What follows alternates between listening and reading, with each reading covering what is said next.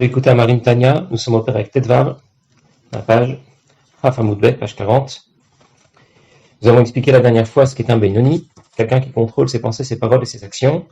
Nous avions compris ce qu'était un Benoni uniquement sur le plan technique. L'Admour HaZaken va plonger maintenant un peu plus profondément dans la personnalité de notre Benoni et nous expliquer quelle est la Avoda Pnimit, quel est l'engagement profond, les efforts qui lui sont demandés et qui nous sont demandés pour pouvoir accéder à ce que nous avons appelé la dernière fois Midat Benoni. Alors l'Admour HaZaken commence et il dit, vous êtes Yuval Meshkatu, avec ce que nous avons expliqué précédemment, nous allons comprendre un passage qui dit, Shaftem Oritem Ben Tzadik la Racha.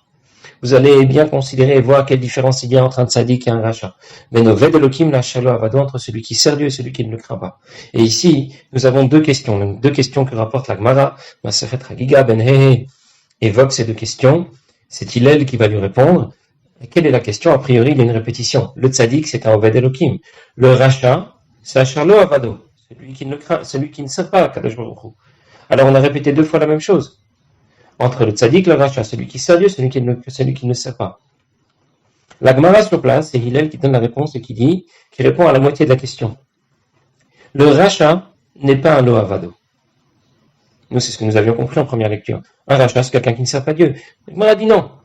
Quelqu'un qui ne sert pas Dieu n'est pas celui que l'on a désigné ici comme un rachat. La Gemara explique qu'il y a une différence entre celui qui étudie et qui répète le sujet qu'il a étudié 100 fois et celui qui va le répéter 101 fois. L'usage à l'époque était de répéter systématiquement 100 fois le sujet qui avait été étudié. Et celui qui a donc fait l'effort de l'apprendre 101 fois a fait un effort supplémentaire. Très bien. On l'appellera donc lohavado, puisqu'il n'a pas fait d'effort s'il n'a fait que répéter comme d'habitude 100 fois le même sujet, et non pas 101 fois.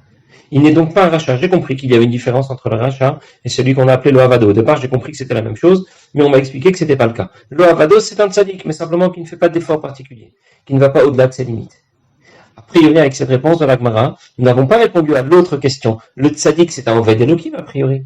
C'est celui qui sert Dieu. Et la Gemara ne donne pas de réponse, mais la réponse, nous allons la trouver dans ce Pérec Tetvav de Tanya. Et la Gemara explique. She'efresh ben Oved Elokim. Il y a une différence entre celui qui sert Dieu et le tzaddik. Je vais le dire d'abord Béalpé, et ensuite on va le lire dans les mots. Il y a celui qui fait des efforts, mais pour lui, ces efforts lui sont faciles. Et c'est du tzaddik dont on parle. Il y a celui qui va aussi faire des efforts, mais pour lui, ces efforts sont difficiles. Il doit vaincre son Yetzer Hara. Il doit combattre son Yetzer Hara. Et bien sûr, vous avez tout de suite reconnu qu'il s'agissait du Benoni. Le Oved Elokim, en réalité, est un Benoni. Et il est donc, comme nous l'avons expliqué dans les prakim précédents, différent du tzaddik. Parce que le tzaddik, lui, a déjà gagné la guerre contre son Yetzer Hara et son Nefesh Abahamit. Il n'a plus à lutter contre lui. Le Oved Elokim est quelqu'un qui doit lutter, qui doit faire des efforts au présent, au quotidien, et lutter contre son Nefesh Abahamit. C'est donc avec ces mots que l'on désignera notre Benoni. Il nous restera à faire la différence entre ce Benoni que l'on appelle Oved Elokim et celui que l'on a appelé Lohavado. Mais je vais laisser ça pour plus tard. Pour l'instant, je reprends. L'Admour HaZaken répond donc à la deuxième moitié de la question à laquelle la Gemara n'a pas répondu. Quelle est la différence entre Oved Elokim et Tzadik? Celui qui sert Dieu est un Tzadik. Et il dit Oved ou Lachan Oved. Oved, c'est quelqu'un qui est au service de Dieu. Il est en train de servir Dieu. C'est au présent. Shuben Tzavoda. Il est en plein travail, c'est-à-dire en plein combat. Avec ce qu'on a expliqué dans les prakim précédents, on a tout de suite repéré de qui il s'agit. Il s'agit de notre Benoni, c'est lui qui est toujours en plein combat. Amil Hamam Yetzer Hara, celui qui lutte contre son Yetzer Hara, l'Itgaber Alav, pour devenir plus fort que lui, le Gal Shomer Ktana, et le renvoyer de la petite ville qui est comparée au corps. Pour qu'il ne vienne pas prendre le contrôle de l'un ou l'autre des membres du corps. Ça demande vraiment des efforts permanents quotidiens. Aïnou à Benoni. Et c'est bien de cette manière qu'on avait défini notre Benoni. D'autres mots, Oved Elokim est quelqu'un qui fait des efforts et qui se bat. C'est donc un Benoni. Avalat Tzadik Nika Eved Hashem. Le Tzadik est appelé, alors en français ça ne donne pas bien. Ça, comme très souvent la traduction ne nous apporte pas le véritable sens de ce que veut nous dire ici l'Admour HaZaken. Eved Hashem, il est déjà un serviteur d'Hashem, c'est-à-dire Beshem HaTorah. Il a déjà le diplôme, si on peut dire. Il n'a plus besoin de se fatiguer pour y arriver. Il a déjà la médaille de Eved Hashem. Il est déjà un serviteur de Dieu. Que mot? Shem Chacham ou Melech, comme celui que l'on va appeler Chacham, Melech, un sage, un roi. C'est-à-dire qu'une fois qu'on l'a appelé Chacham ou Melech, ce n'est pas quelqu'un qui est en train de devenir un Chacham. Lui, on l'appellerait plutôt un Talmid Chacham. Ce n'est pas quelqu'un qui est en train de devenir roi. Alors, on ne l'appelle pas encore Melech, puisque ce n'est pas encore un roi. Si on l'appelle Melech ou Chacham, roi ou sage, c'est parce qu'ils le sont déjà. Il a déjà acquis sa sagesse. Il est déjà devenu roi. Il est déjà devenu sage ou roi. Et le tzaddik est déjà devenu Eved Hashem. Il n'est pas en train de lutter et de se battre contre le mal. Parce que le mal qui était en lui a déjà été évacué. Car le tzaddik, par opposition, Benoni a déjà terminé de lutter contre son nefesh abamit.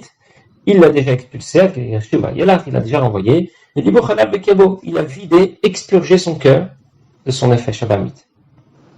Quel est le point sur lequel nous insistons ici? Sur l'effort qui est nécessaire ou qui ne l'est plus. Un Benoni a encore un Yetzer Hara contre qui il doit se battre, contre qui il va devoir faire des efforts. C'est celui que l'on appelle Oved Elokim. Et le tzaddik, lui, a déjà renvoyé le mal qui était en lui. Et donc, on lui donne l'adjectif Eved Hashem, et non pas Oved Elokim. Eved Hashem, il est déjà un serviteur de Dieu. Le tzaddik a réussi deux choses. Il a réussi à renvoyer le mal, mais aussi à renforcer le bien. Vous vous souvenez de ce qu'on avait expliqué au sujet des Bnei Aliyah, qui se distinguaient justement sur ces deux points, en Perek Yud, à la fin du Perek Yud. En même temps, ils étaient excellents dans le fait d'avoir repoussé le mal, et en même temps, dans la façon d'accomplir les mitzvot, uniquement pour Akadosh Baruch Hu. C'est pour cette raison, nous dit Rabbi Levi, Yitzhak, le père du Rabbi, que lorsque l'Admor Hazaken donne un exemple du tzaddik, il donne l'exemple d'un sage et d'un roi. C'est pas par hasard. Des adjectifs, il y en a plein. On aurait pu parler d'un ministre ou de je ne sais quel autre adjectif. Pourquoi un sage et un roi? Et Rabbi Levi Yitzhak explique. Parce que comment est appelé le Yetzer Hara? Un vieux roi fou. Comment est appelé le Yetzer Tov? Un jeune pauvre garçon et sage.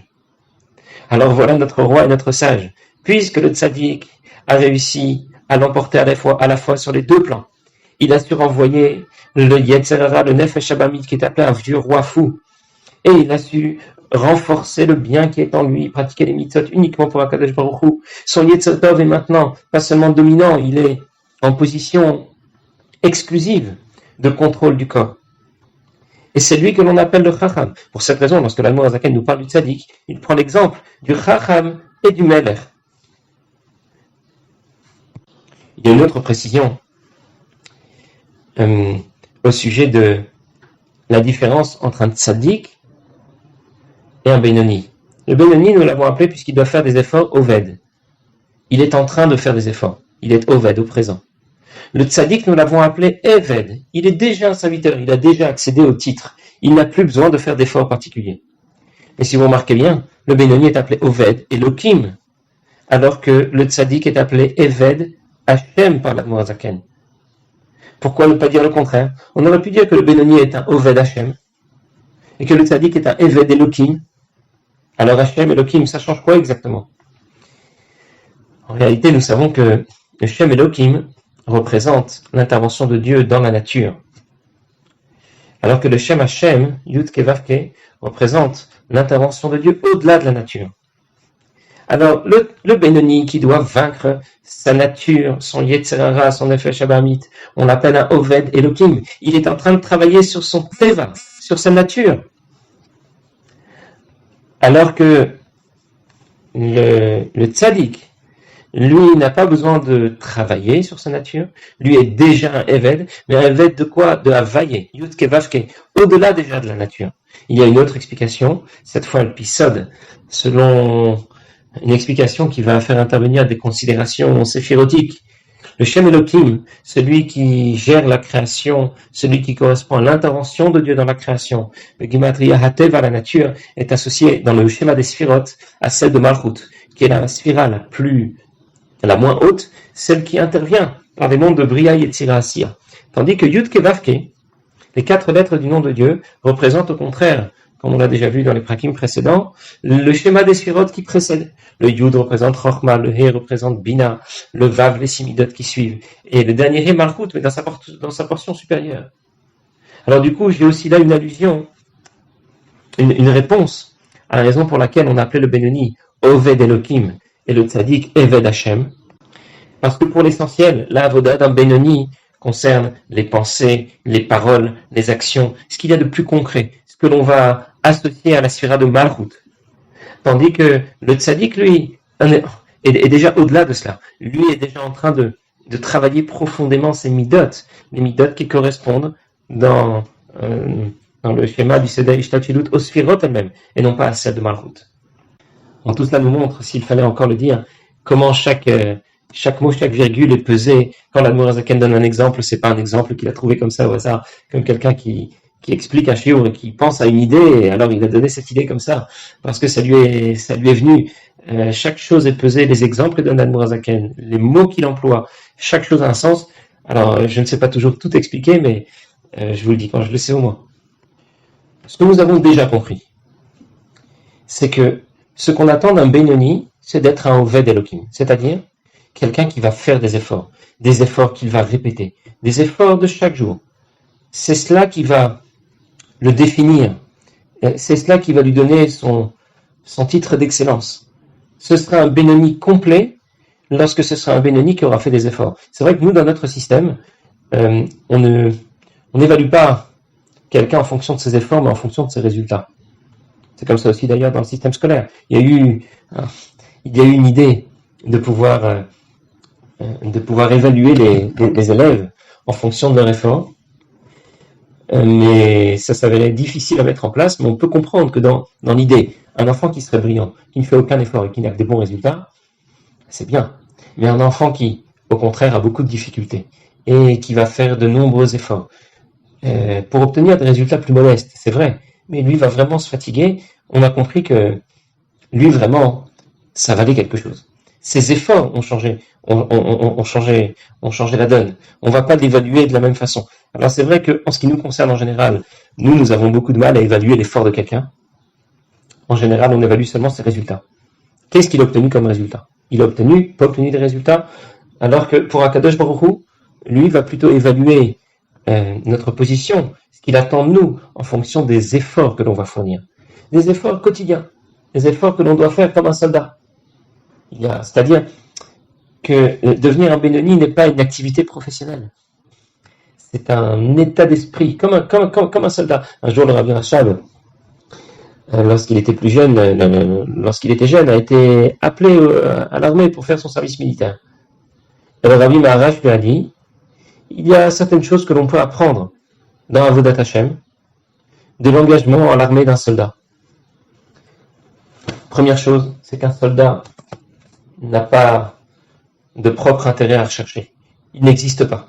Il n'est là que pour faire son travail. Il reste un soldat du début à la fin de la journée. C'est pas une activité professionnelle. Quand il mange comme un soldat. Quand il marche dans la rue, il marche comme un soldat. Quand il parle ou quand il dort. Quand il va se coucher et quand il se lève, il se couche comme un soldat, il se lève comme un soldat. Et ça demande de l'exercice. Oui, pour pouvoir devenir un soldat, il faut de l'exercice. Et c'est une des choses les plus difficiles. Pour cela, on va demander à des instructeurs d'apprendre à devenir un soldat. C'est pas juste apprendre un métier, où je dois tirer, comment je dois me comporter. C'est tout un état d'esprit. Et le Rabbi Maharaj a terminé, lorsqu'il parlait de cette manière à son fils, le Rabbi Rachab, il lui a dit, chaque racine doit être un soldat qui est Oved Hashem, qui est engagé au service de Dieu. Parce qu'on peut aussi parfois faire tout ce qu'on attend de nous sans que ça nous ait demandé beaucoup d'efforts, comme l'Admor HaZaken va le dire tout de suite. Le Benoni Yesh Gamken Shte Madrigot. Il y a aussi deux sortes de Benoni. Il y a le Oved Elohim, il y a celui qui sert Dieu, Hashem le Avado, et celui qui ne le sert pas. Du coup, j'ai une toute autre lecture de la Gemara.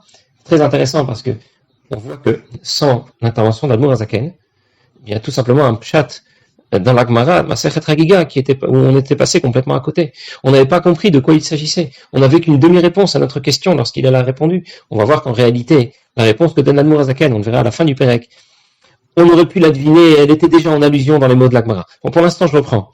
Oved Elokim lo avado. Deux catégories de Benoni. Maintenant, j'ai une réponse claire à la question qu'on a posée au tout début du Pérec au sujet du Pasouk. Il y a le Tzadik, il y a le Racha, et puis il y a le Benoni. Deux catégories de Benoni. Celui qui est appelé Oved Elokim, celui qui fait des efforts, et celui qui n'en fait pas. Il ne fait pas d'efforts. Ça veut dire que pour lui, les choses sont différentes, comme on va voir tout de suite. Il n'a pas besoin de faire d'efforts, mais il n'est tout de même pas un rachat. Jamais il n'a commis de faute. Pour lui, c'est aberrant. Le gars qui aime kol mitzvot chef Charles le Kaiman, il fait toutes les mitzvot qu'il doit accomplir. Talmud Torah keneget kulam. Il fait toutes les mitzvot qu'il doit faire, y compris celle d'étudier la Torah, le pasik pour me dire ça. Il n'a de cesse d'étudier la Torah. Mais quoi? Pourquoi tu dis qu'il fait pas d'efforts? Et la chenos c'est shumi chamay mayetzer le natzro. Il ne lutte pas contre son Yetzerara pour le vaincre, en essayant d'exploiter la lumière qui brille sur son Nefesh Elokit, son âme divine, qui a pris position au niveau de son esprit, de son cerveau, qui naturellement domine le cœur. Pourquoi il n'a pas besoin de se battre? Pourquoi il n'a pas besoin d'engager les forces de son Nefesh Elokit? Parce que son Yetzerara ne s'oppose pas trop à lui. Pour l'empêcher d'étudier ou de servir Dieu. Il n'a pas besoin de lutter contre lui. Comment ça se fait? Pourquoi le premier avait besoin de le faire et le deuxième n'a pas besoin de lutter contre son Nefesh Abamit? Pourtant, il l'a pas expulsé. S'il l'avait expulsé, on l'appellerait un tzaddik. Donc, il a un Yetzerara, mais lui, du coup, n'a pas besoin de se battre. Pourquoi? Parce que c'est tout simplement dans son caractère. Il est matmid. Il est assidu. C'est quelqu'un qu'on peut laisser devant un livre au début de la journée. Il faut venir lui mettre la main sur l'épaule à la fin de la journée et lui dire hey, il faut manger maintenant, il y a autre chose à faire que d'étudier. Mitolato, c'est dans sa nature. Depuis qu'il est né, il a toujours été comme ça. Aidetik boret à Marashora. Parce qu'il a davantage de ce qu'on appelle Marashora. C'est pas l'angoisse comme on traduit habituellement. Ici, Marashora, ça veut dire, on parle de quelqu'un de sérieux, quelqu'un d'un peu fermé, quelqu'un qui est un peu introverti, n'est pas exubérant et rigolard, et voilà. C'est en d'autres mots, c'est dans sa nature. Et dans ce cas, il exploite tout simplement la personnalité, la nature que Dieu lui a donnée, pour pouvoir ne pas être soumis aux attaques de son Yetzirah sans avoir besoin de trop lutter. Du coup, il y en a un qui lutte et l'autre qui ne lutte pas. Les deux ont obtenu le même résultat. Le contrôle effectif et technique des pensées, paroles et actions. Qui a gagné? Eh bien, c'est celui qu'on va appeler un Ved Elokim. Ah, pourtant, il a fait des efforts. L'autre n'a même plus besoin de faire d'efforts. Oui, mais justement, lui, il n'a pas besoin de faire d'efforts, le deuxième, parce que c'est déjà dans sa nature. Et donc, ça a moins de valeur. Pour Akadosh Baruch Hu, ça a moins de valeur. Même si les résultats sont les mêmes. Et les deux ont obtenu un contrôle effectif, efficace de leurs pensées, de leurs paroles et de leurs actions. Et pourtant, l'avantage sera donné à celui qui aura fait des efforts. L'effort, c'est le mot-clé de ce Pérec. On raconte que deux Bachorim à Lubavitch apprenaient ensemble. Le premier s'appelait Reb Zalman, le deuxième Reb Berel, Kornitzer, parce qu'ils habitaient la ville de Korn. Ils venaient de la ville de Kornitz.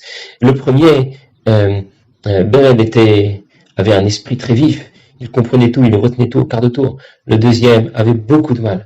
Et quelle a été la différence dans l'étude de ces deux? Le premier a très vite terminé le chasse et il connaissait beaucoup la Torah. Le deuxième, il avait tellement de mal, mais il voulait tellement réussir. Il se cassait la tête sur les mots de la Gemara, sur les mots des Tosfot, ou sur un Mahamar de Chassidut. Il avait vraiment beaucoup de mal, mais il ne ménageait pas ses efforts. Il avait l'habitude de se lever tous les jours, 3 heures avant le Seder, pour pouvoir réviser, encore un Mahamar, encore un Daf de Gemara. Et de cette manière, espérer réussir. À la fin de l'histoire, qui a réussi le mieux? Pas Berel, celui qui avait beaucoup de moyens, celui qui était plus intelligent, celui qui avait plus de béquillout, celui qui avait l'esprit plus vif, mais au contraire, son ami Reb Zalman, lui a été nommé Mashgiach à la Yeshiva, celui qui va jurer les étudiants à la Yeshiva, répondre à leurs questions, au point qu'il a tellement réussi grâce à ses efforts, alors qu'il avait pas, il avait de petits moyens, mais il a tellement réussi que même dans les yeshivot voisines, les mitnagdim, ceux qui étudiaient dans les yeshivot qui étaient plutôt opposés à la chassidoute, venaient le consulter, ils appréciaient beaucoup de ses réponses lorsqu'il lui posait des questions. Il a réussi mieux que le premier. Qu'est-ce qui a changé? Pourtant, le premier avait davantage de moyens pour réussir, et c'est le deuxième qui l'a dépassé. Pourquoi? Parce qu'il avait fait des efforts. Et ça, c'est ce qu'on doit retenir. Que ce que Dieu attend de nous, d'abord et avant tout, c'est que nous fassions des efforts. Je vous souhaite une bonne journée.